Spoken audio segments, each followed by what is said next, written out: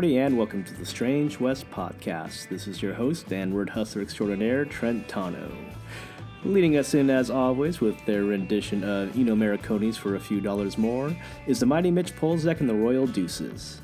If you like your guitar slingers like you like your gunslingers, then head on over to MitchPolzak.com. That's Mitch, Polzak.com. And we continue with the Cowboy versus Nazi adventure in Chapter 9 of Paris High Noon by yours truly, Trent Tano. You can get a copy today at ParisHighNoon.com, both paperback and ebook at ParisHighNoon.com. Paris High Noon t-shirts and sweaters are available at Society6.com/TrentTano, as well as the mustache t-shirts and sweaters available at Society6.com/TrentTano. And as always, I'd like to thank James K. Doyle for lending us his time and his talent to the podcast. He's really making Paris High Noon come alive.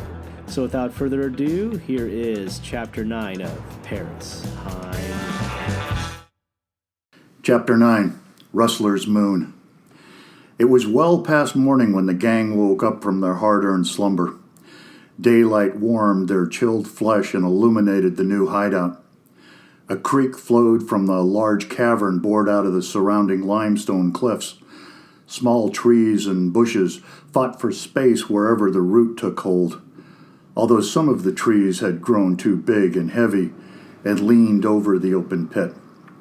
Branches stretched for the sunlight, and the broad green leaves of poplars and hardwood trees blocked the edges around the canyon, making it look, from high above, like a small open grove, not worth a second look.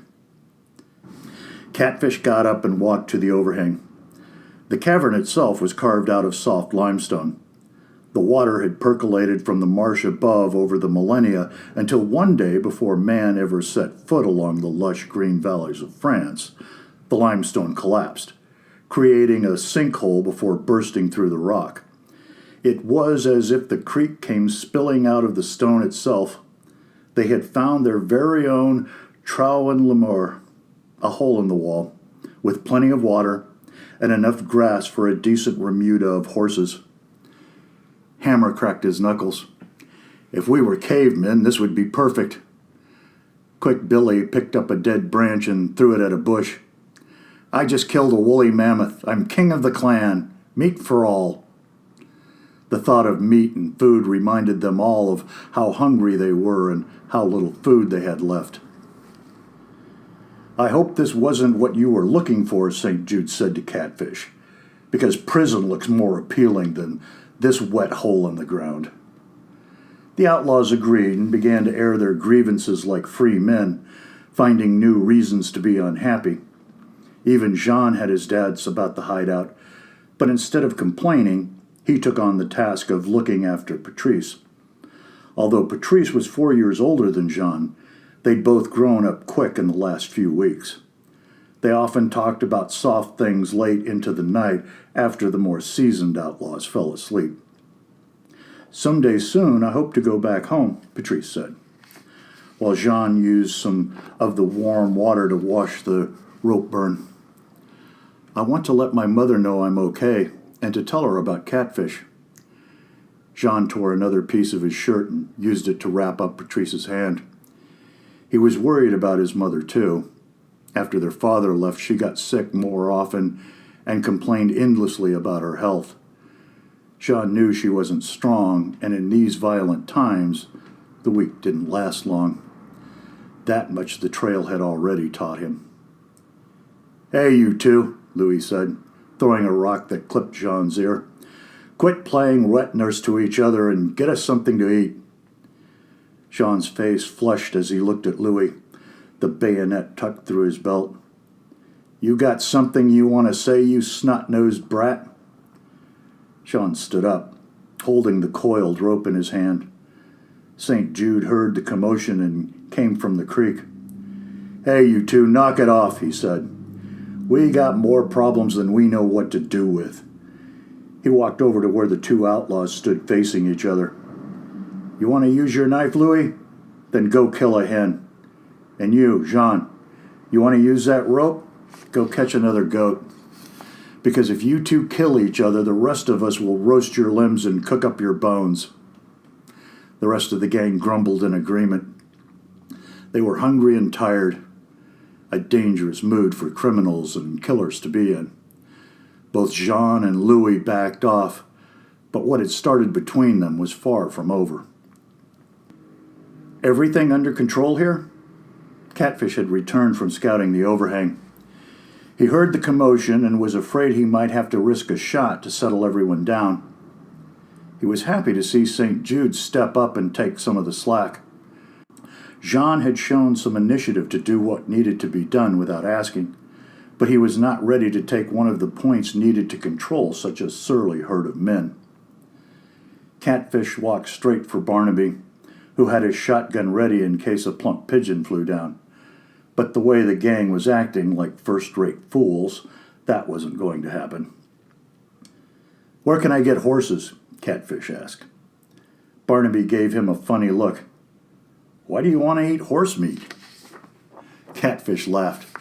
"I don't want to eat them, although I've had to in desperate times. I want to ride them. In fact, I want you all to ride them." "Hell," Jacques said. "I'm no cowboy. Where can I get a car?" "Yeah," Louis said. "A real roadster to drive the ladies to my dick." "How you going to get a car down here?" Catfish said, a bit annoyed. "And where you going to get the petrol? And if it breaks down, which one of you Rembrandts is going to fix it?" The gang didn't say anything back, smart or stupid. You don't need a mechanic or gas or road with a horse. It's time you outlaws went back to your roots. Horse and gun with guts and balls is all you need. "They took the plow and cart horses from the villages," Barnaby said. Then the Norman's eyes lit up. "Wait, I know a place swimming with horses." "I hope it's not another swamp," Hammer said. "We barely survived last night." "No, it's a big chateau with stables," Barnaby said. "The Chateau de Medivy, south of Argenton. If you're looking for horses, that's the closest place." "Great," St. Jude said. "Now, if you only had 1,000,000 francs, you could buy us all ponies." "I didn't say anything about paying for them," Catfish said. "Well, if you plan on taking them, you better bring a tank," Barnaby said. "The place has been taken over by a general, along with his staff." "I bet there's a whole division of Boche crawling around the grounds," Hammer said.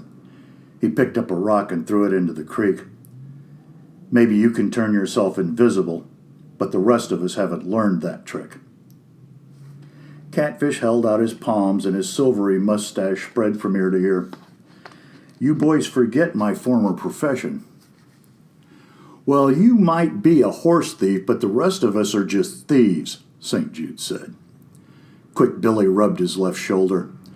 "Last time I came close to a horse, it took a bite out of me." "Son," Catfish said, "you sure aren't living up to your name." Jacques cleared his throat and let fly a thick gob that stuck to a tree.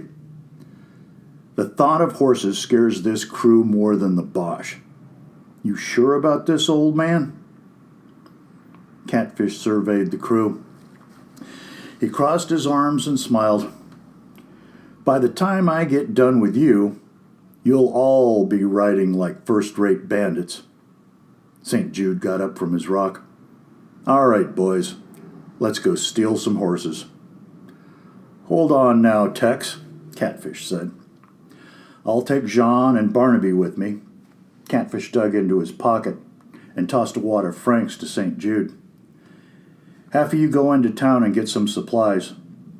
The rest of you scrounge up some straw and hay and whatever else you need to make this place a home.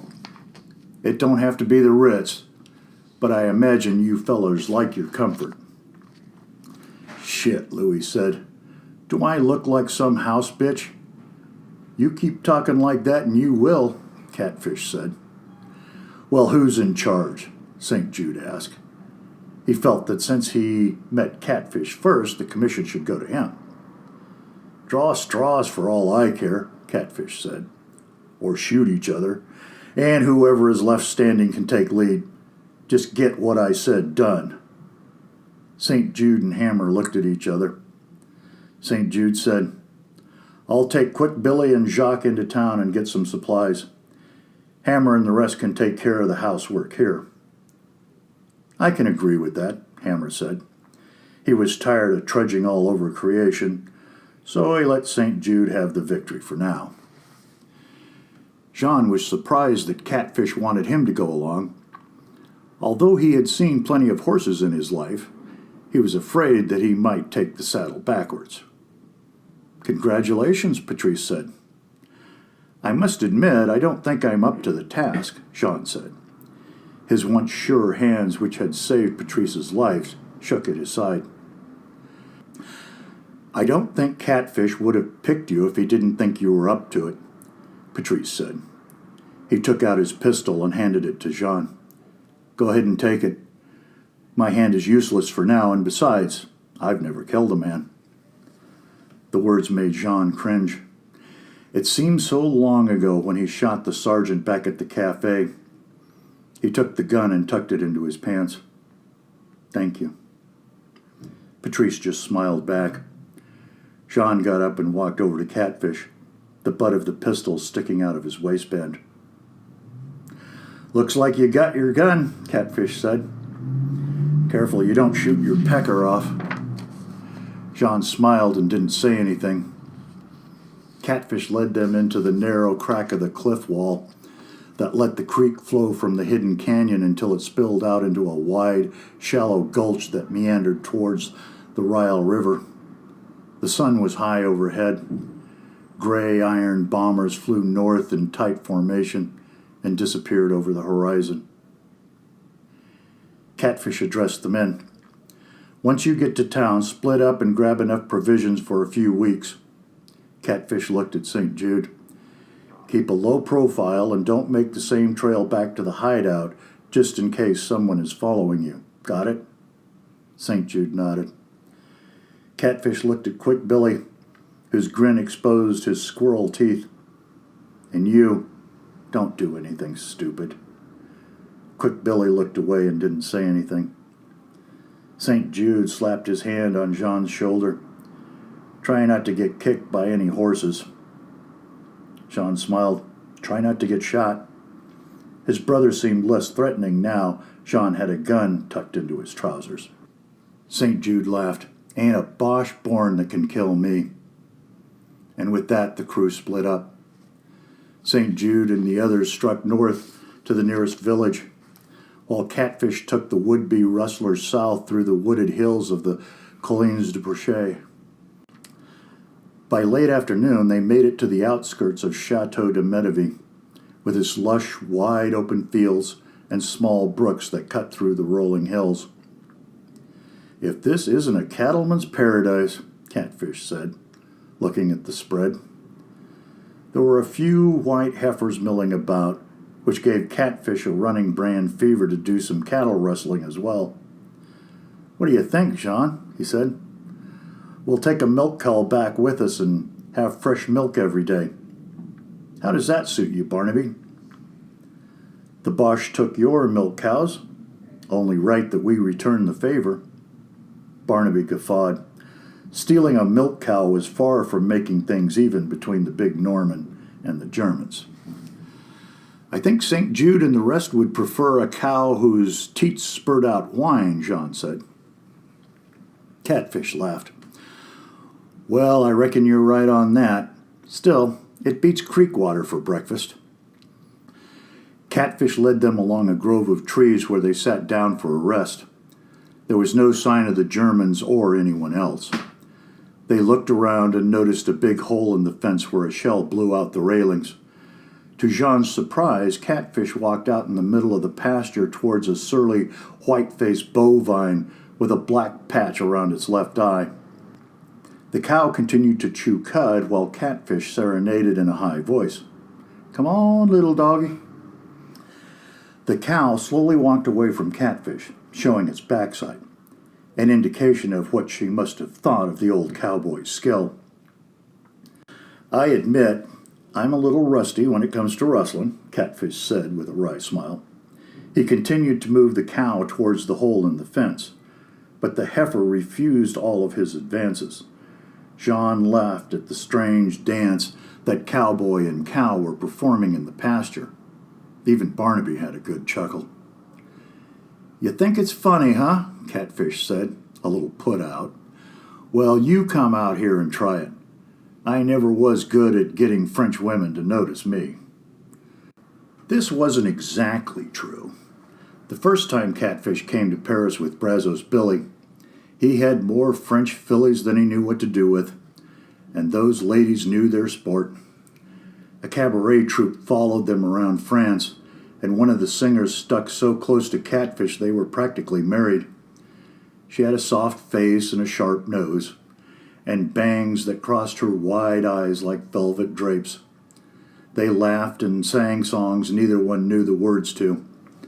They made love twice a night, 3 if she was feeling frisky, which was most of the time. Then the tour left France for Germany. That morning she left him, saying she'd be back to see him off on the train, but she never showed up. And Catfish stood at the end of the caboose, watching the station slowly disappear.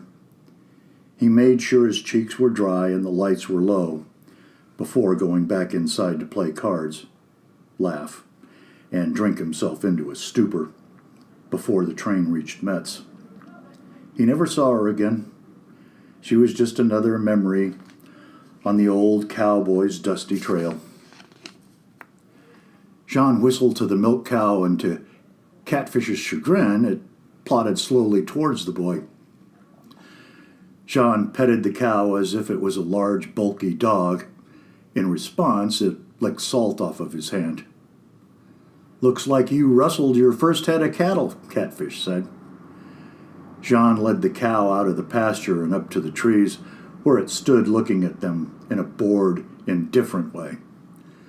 They found a clearing big enough to hide the cow and made an impromptu pen out of branches and splintered railing. It wouldn't stop the milk cow from busting loose if she really wanted to, but she seemed content on chewing cud and taking glances at them every now and then. The outlaws moved out as the sun continued its lazy summer trot toward the western hills of the Collines de Normandy, casting shadow and shade across the valley. They slacked their thirst at creeks and ate whatever they could pinch from the gardens and orchards. It was a rude supper, but it filled the men's shrunken stomachs as much as if they devoured a whole steer. They reached the chateau by nightfall. 2 red brick towers loomed over the estate like sleeping sentries, and the Nazi blood banner hung limp on a flagpole. A handful of guards walked around the main house. Catfish knew men like these took many liberties with the easy detail they'd been assigned. Soon they would be drunk on cider, calvados, and wine while chasing skirts around the grounds. "We'll wait until midnight, and they'll be good and useless," Catfish said to Jean. "This is going to be easy." Jean thought otherwise. He had his doubts about stealing a horse, an animal he was not familiar with.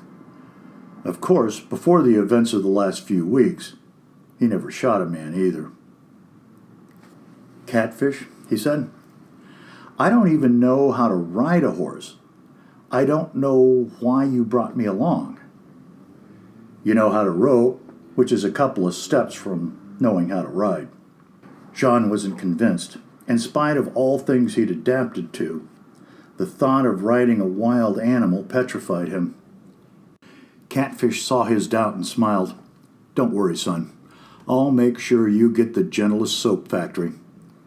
But you gotta learn. Sound fair?" It didn't, but Jean was willing to go along with the adventure. Catfish looked over at Barnaby.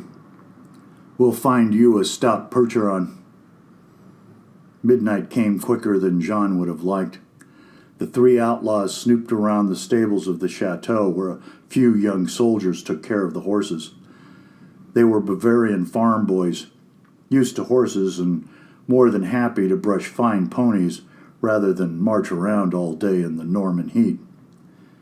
Inside, only one soldier was left, snoozing on a bale of hay. Catfish assumed his comrades went to the main house to do some more drinking or try to get their peckers wet with the chambermaids. Catfish stalked to the stables, quietly gathered a stray horseshoe, and put it in a burlap sack. He then tiptoed his way to the slumbering private until he was right on him. "Achtung!" Catfish yelled out. The young soldier sprung up from his stupor only to be socked in the face with the burlap bag. The boy fell right back down on the hay, and the old cowboy tied him up. Catfish called Barnaby and Jean to gather up the bridles, bits, saddles, blankets, and everything else they would need for their new profession. Jean even took the knocked-out soldier's jackboots, which were just a little too big, but better than his worn-out shoes. Catfish went to the stables and found 4 stout trotters to use as pack horses. He showed Jean how to use a rope to make a crisscross packing rig to cinch the boxes of supplies on the horses' sides. Then they went back to the stables to saddle and bridle their new mounts. Jean was nervous around a piebald thoroughbred that looked as if her racing days weren't quite over. "Give her some oats," Catfish said, and Jean held out a double handful of oats. The mare sucked down the oats and licked Jean's palms for good measure. Catfish showed Jean how to put on a bit and a bridle. At first, the mare shook her head, but soon she took the bit and bridle, and with the harness over her head, accepted blanket and saddle. Next came a lard percheron for Bernard. Catfish had Jean repeat the same operation, only on a much larger scale. Jean was afraid the horse would bite off his entire hand when he put the bit in the bridle, but the large beast seemed content with the proceedings and didn't fuss. When Catfish picked his horse, Jean thought only the devil himself could ride it. Although not as stout as the Percheron, the black Arabian stallion was the pride of Medivh. Catfish found a fancy riding saddle with a giant iron cross embossed on it, alongside a long, complicated Prussian name. Catfish figured if he was going to steal the general's horse, he might as well steal his saddle. It was one of the few pleasures an outlaw had, the knowledge that justice had touched a man who was above the law. The Arabian also had a few laws that had to be respected. The stud didn't take the bit and bridle without protest. He threw his weight against the stable walls so hard, Jean was afraid he might kick out the wooden planks and alert the guards up in the chateau. Catfish threw a saddle blanket over the stud's head, slipped the bit into his mouth when he protested, then placed the bridle over him. With the bit and bridle in place, Catfish had more control over the Arabian and was able to snub it to a post so he could throw on the saddle. The operation was done quickly and quietly, and the stud seemed willing to cooperate for the time being. "This horse has spirit," Catfish said to Jean, "and I hope as much wind." Jean had his doubts. "That beast will kill you." "I'd rather a horse kill me than a bullet." The rustlers went to the corral to gather up the rest of the remuda of trotters and thoroughbreds. Catfish took his time in approaching the horses, letting them get used to his smell. Once he was able to gain their trust, he motioned Jean to join him. "Just relax," Catfish whispered. "These are good horses." Just the smell of the horses brought back faraway memories of the days when all Catfish needed was a good saddle, a dependable horse, and nothing but miles upon miles of rolling prairie underneath him. Those carefree saddle tramp days weren't always sunshine and good water. Catfish shied away from the hard truth about his life when he talked to the youngsters at the universities, preferring to keep things light. But the truth was, he remembered a huge weight of uncertainty that came with his outlaw days. Bankers and shopkeepers would fall into a routine and follow it to the day they died, which most did. Any bandit that fell into a routine was bound to get a case of lead poisoning or hemp fever. An outlaw could only count on the next day, if he was lucky, and there wasn't much luck to go around back in the Wild West. Catfish had Jean and Barnaby slip the bit, bridles, blankets, and saddles on the best mounts, while cross-hitching more supplies on the trotters. Once they had enough horses for each man, Jean opened up the corral and Catfish began to ease them out towards the open field. With the horses out, Catfish helped Jean into the saddle of the piebald mare and told him the basics. "Don't sit in the saddle," he said. "You'll find yourself standing more than sitting while the horse is in a decent trot. And when you need to dig in the spur, lean forward. Steer with your legs and keep your balance. That's the key. These ain't wild broncos, so you won't have to worry too much about them bolting and bucking. But if she does, don't let go of the reins." Jean nodded, but found that as soon as the words were into his ears, they got lost in all the thoughts that were racing through his head. Sitting in the saddle felt about as stable as straddling a rolling log, and the piebald fidgeted from Jean's unease. Gently, Jean touched the spurs to the horse's flanks, and it moved forward, leading the rest of the horses. The first few yards, Jean bounced all over the saddle, and he grabbed onto the reins to stop sliding around. Instantly, the horse stopped. Barnaby rode up and looked at the boy. Even in the moonlight, Jean could sense the big Norman's black mood. Bouncing around on a saddle in front of a Nazi headquarters wasn't his idea of an evening well spent. Jean gently spurred the piebald and moved slowly out of the corral away from the chateau until they dipped into a small depression. "Okay, boys," Catfish said as he rode up on the Arabian. "Here's the plan. Barnaby, you take the point and head for the river. Jean, you take the right flank, and I'll take the rear. If there's trouble, it will come from behind. If we have to, we'll drop off a few ponies, and that should keep them busy." With that, they were off into the night. A quarter moon, the rustler's moon, was full and bright, with the stars guiding them back to the river. In the still night, the rumble of the horses running across the open field sounded like a company of panzers, and Jean thought that they would be heard all the way back at the chateau. Everything was going by so quickly that he wanted to just stop the world and catch his breath. The mare ate up the miles in an easy gait, and would at times run in with the rest of the horses. A dread overcame him that he would somehow fall off his horse and get trampled. Jean tried to turn the horse out of the pack and was successful, only the mare decided to ride right back into it. Giving up, he decided just to let the horse do what it wanted to do, just as long as it was following Barnaby. The mare had been a horse longer than he had been a rider, and he figured the animal knew best. It didn't try to buck him off and seemed to be enjoying the run. After a while, Jean too was enjoying the night ride. A sudden pain of regret hit him. He wished that he had done this much sooner. Being on a horse gave him a feeling of taking on the world and winning. He wanted to ride his horse right into the cafe, grab up Moo, and ride off into the great vastness of Catfish's Wild West. That feeling quickly turned to terror as the horses reached the river. Jean wasn't paying attention and almost fell off when the horses hit the water. He lost a stirrup and the reins, but was able to grab onto the saddle horn and right himself. He struggled with the reins, trying to pull the horse onto the riverbank. He'd almost made it when Catfish rode up next to him on the big black Arabian.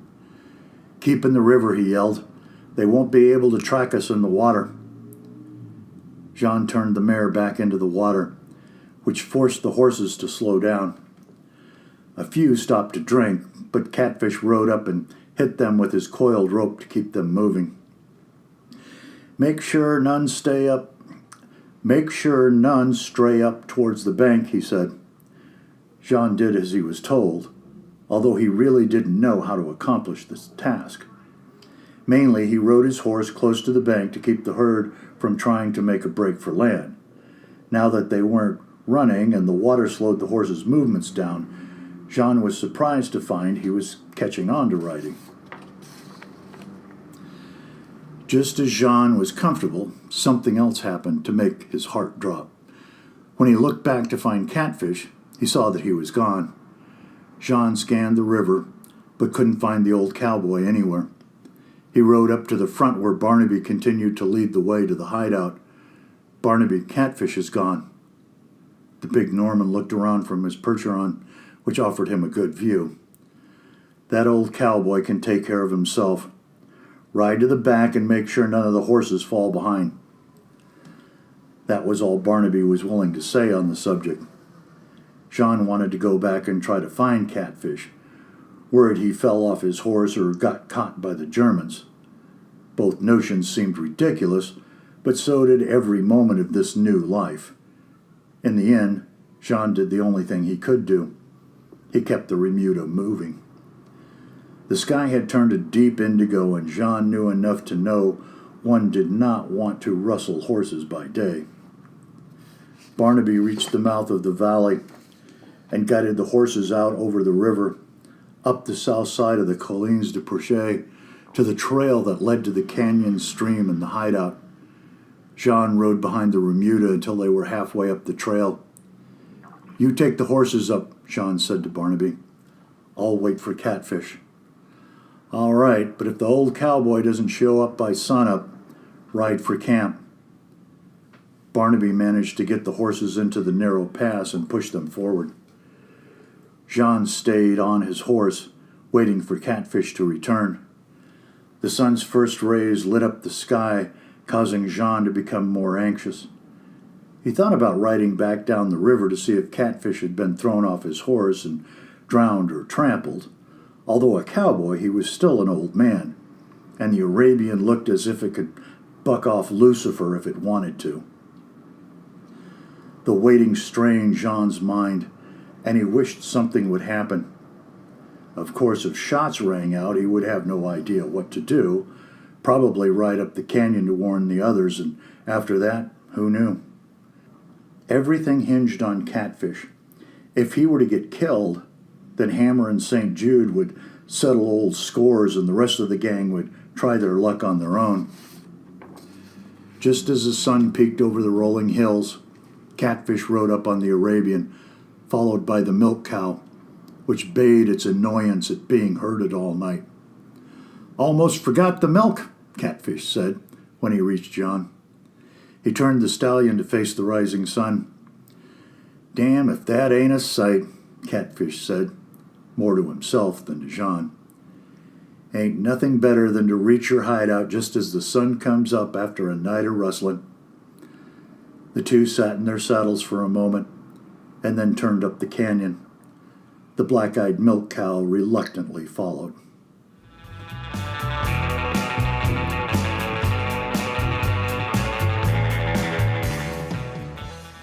And welcome back to the Strange West Podcast. This is your host and word hustler extraordinaire, Trent Tano. And that about does it for the Cowboys versus Nazi action in Chapter 9 of Paris High Noon by yours truly, Trent Tano. Can't wait to see what happens next, then go download the digital copy today at parishighnoon.com. Or if you prefer the paperback, you can also go to parishighnoon.com. Don't forget Paris High Noon t-shirts and sweaters, as well as the mustache t-shirts and sweaters are available at society6.com/Trentano. And I'd like to also thank James K. Doyle for once again lending his time and his talent to the podcast. Thank you, James. And leading us out, as always, with their rendition of Eno Morricone's For a Few Dollars More is the Mighty Mitch Polzak and the Royal Deuces. Check them out at mitchpolzak.com. Thank you for listening, and we'll see you next week. Happy trails.